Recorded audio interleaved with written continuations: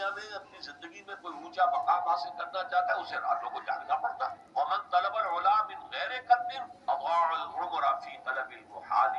اور جس نے یہ چاہا کہ بلندی بھی حاصل ہو جائے، رفعت بھی حاصل ہو جائے، اونچا مقام بھی حاصل ہو، محنت بھی نہ کروں، تو اس کی زندگی جو ہے وشفل تھنکنگ کے اندر ہی گزر جاتی ہے، ضائع ہو جاتی ہے. کہ انسان تو وہی انسان کہلانے کا مستحق ہے کہ جس نے زندگی میں اپنا کوئی گول طے کیا ہو کہ مجھے وہاں تک جانا ہے. اور اگر کسی انسان نے اپنا کوئی ہدف، کوئی آدرش، کوئی نصب العین مقرر کیا ہے تو اس کے لیے محنت کرنی پڑتی ہے، مشقت کرنی پڑتی ہے، اور اس کے لیے اپنے حیوانی تقاضوں کو دبانا پڑتا ہے. جسے آپ کہتے ہیں کہ آدھی رات تک جو ہے لالٹین جلاؤ، برننگ مڈ نائٹ آئل.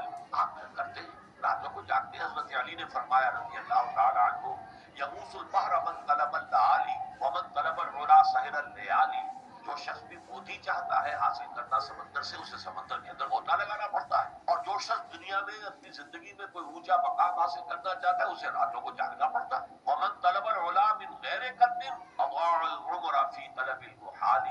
اور جس نے یہ چاہا کہ بلندی بھی حاصل ہو جائے، رفعت بھی حاصل ہو جائے، اونچا مقام بھی حاصل ہو، محنت بھی نہ کروں، تو اس کی زندگی جو ہے وشفل تھنکنگ کے اندر ہی گزر جاتی ہے، ضائع ہو جاتی ہے. کہ انسان تو وہی انسان کہلانے کا مستحق ہے کہ جس نے زندگی میں اپنا کوئی گول طے کیا ہو کہ مجھے وہاں تک جانا ہے. اور اگر کسی انسان نے اپنا کوئی ہدف، کوئی آدرش، کوئی نصب العین مقرر کیا ہے تو اس کے لیے محنت کرنی پڑتی ہے، مشقت کرنی پڑتی ہے، اور اس کے لیے اپنے حیوانی تقاضوں کو دبانا پڑتا ہے. جسے آپ کہتے ہیں کہ آدھی رات تک جو ہے لالٹین جلاؤ، برننگ مڈ نائٹ آئل. آپ کرتے ہیں، راتوں کو جاگتے ہیں. حضرت علی نے فرمایا رضی اللہ تعالی عنہ، یغوث البحر من طلب اللآلی ومن طلب العلا سہر الليالي.